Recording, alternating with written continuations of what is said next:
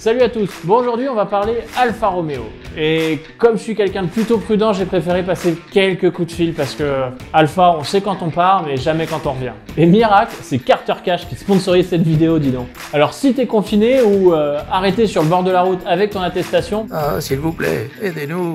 Je t'avais dit de prendre une allemande. Bah t'as forcément un truc à faire sur ton Alfa. Enfin, ou sur une autre marque, hein, ils sont hyper open. Ça tombe bien parce que Carter Cash, ils ont tout un réseau de magasins et des prix bas toute l'année. Et si t'es bloqué chez toi, et bah ils livrent à domicile. Mais même les pneus, les batteries, enfin tous les trucs relous à porter quoi. Moi du coup, bah j'ai commandé un Stelvio.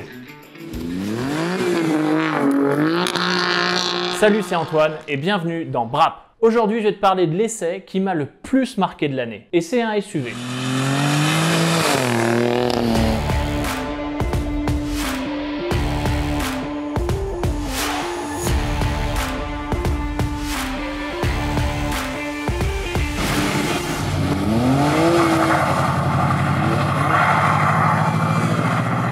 Ok, les SUV, c'est à la mode. Mieux que ça, c'est ce qui se vend le mieux sur le marché. Alors que tous les constructeurs s'y mettent, ça semble logique. Mais je vais te dire un truc, j'aurais pas aimé être le gars qui est arrivé chez Alfa Romeo et qui a dit « On ferait pas un SUV ?» Parce qu'Alfa Romeo, si vous n'êtes pas au courant, eh bah, c'est les rois du style, de l'élégance, du raffinement.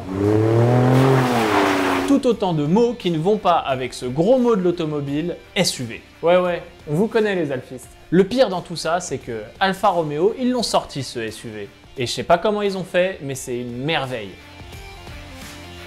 Il y a cette calandre mythique de chez Alfa à l'avant, il y a un dessin musclé, c'est sportif. Et en plus de ça, ils font pas comme les Allemands, ils taillent pas à la serpe.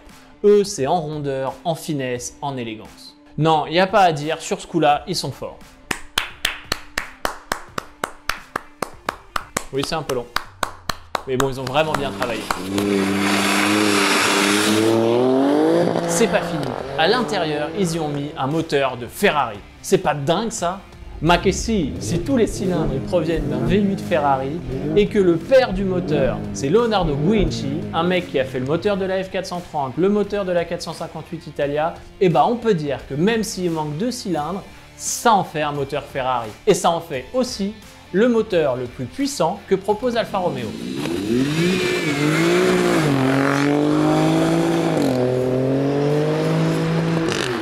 Le petit problème, c'est que pour profiter de cette merveille, il faut monter à bord. Et là, tu te rends compte que dans le groupe, ils ont une marque qui s'appelle Jeep. Et Jeep, ils sont américains. Et le plastique, ils adorent ça.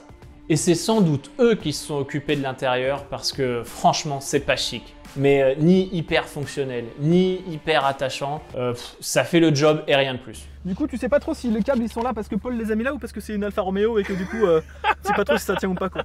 Genre là, il y a un câble. Dans le doute, on va pas toucher, on va peut-être perdre un démarreur. Il y a un câble au milieu, tu sais pas trop si c'est genre du montage pour le tournage ou si c'est la voiture qui est faite comme ça. Passons pour l'intérieur. La grande différence entre le Stelvio et la Giulia, c'est que le Stelvio, il est en Q4, c'est-à-dire 4 roues motrices. Et pour l'essai qui nous attend, bah, tu vas voir que c'était pas mal 4 roues motrices.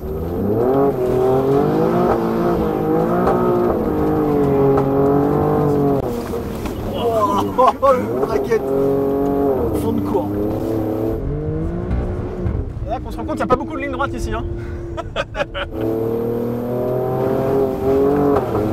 Parce que imagine-toi un circuit rien que pour toi, rempli de neige et de glace, avec 510 chevaux sous le pied, 600 Nm, et bah si c'est pas le paradis, ça y ressemble.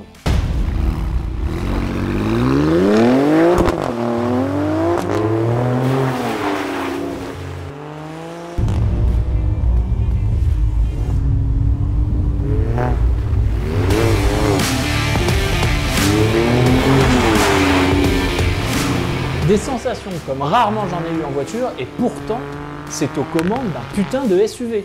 C'est pas compliqué, le moteur est hyper présent, ça marche du tonnerre. Il a beau être biturbo, il fonctionne comme un Atmo. Et les 4 roues motrices, ça apporte aussi un comportement hyper sain. T'es pas obligé de jouer du volant dans tous les sens. Tu vois, il y a de l'herbe, c'est plus la piste. Tu vérifies que les roues pointent dans la bonne direction, tu soudes, tu montes les rapports de la boîte 8, ça glisse tranquillement et ça repartira dans la bonne direction, pleine balle. Non mais si je pouvais, je tournerais encore dessus. Rien que pour la sonorité du V6, qui est pour moi l'une des plus belles et surtout l'une des moins fake du marché.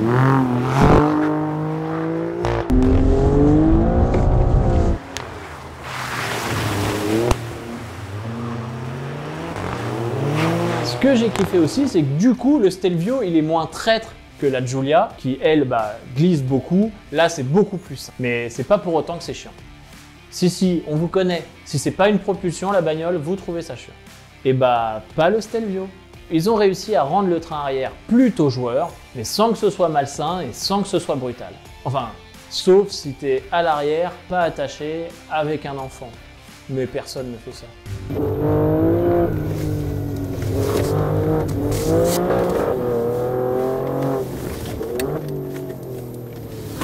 Mais c'est évidemment pas non plus une pistarde. Tu sens bien qu'à un moment, tu vas arriver à la limite des disques, à la limite des plaquettes, voire même que la boîte va commencer à franchement chauffer. Et puis au freinage aussi, ça reste un SUV. Il faudra bien contenir les petits mouvements de caisse parce que l'arrière, il va vouloir se balader un peu. Mais pour jouer de temps en temps, tout en ayant une voiture familiale, élégante, discrète, mais avec du caractère, c'est ce qu'il y a de mieux. Tu vois, moi, tu me donnes le choix entre un Cayenne ou ça, je prends ça. Alors ok, ça fait un peu plus de bruit, ok, c'est pas la même finition. C'est pas la même finition ni rien, mais franchement, c'est tellement vivant que... Ah ouais. Ah oui, une fois que j'aurai terminé de te convaincre que c'est la meilleure voiture à acheter, il y a un petit truc à savoir. Si tu veux passer l'échappement en mode généreux, il faut que tu actives le mode Race. Et le mode Race, il met tous les curseurs à fond.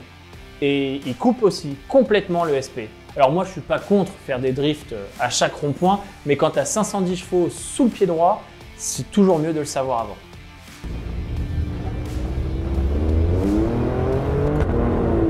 Ouais, enfin ça a pas l'air de te gêner beaucoup. En crabe à 120 km/h sur la glace, on est bien.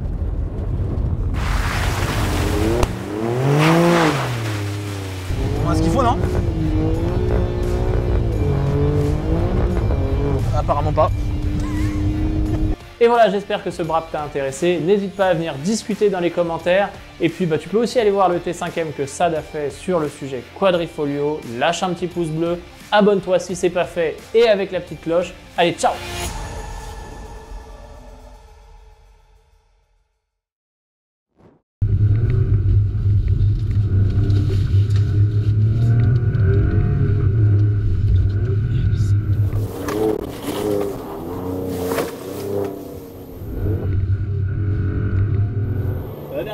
Ça va à peu près. T'as pas vomi? Pas vomi. Bon, le dino, je crois qu'il a un peu vomi.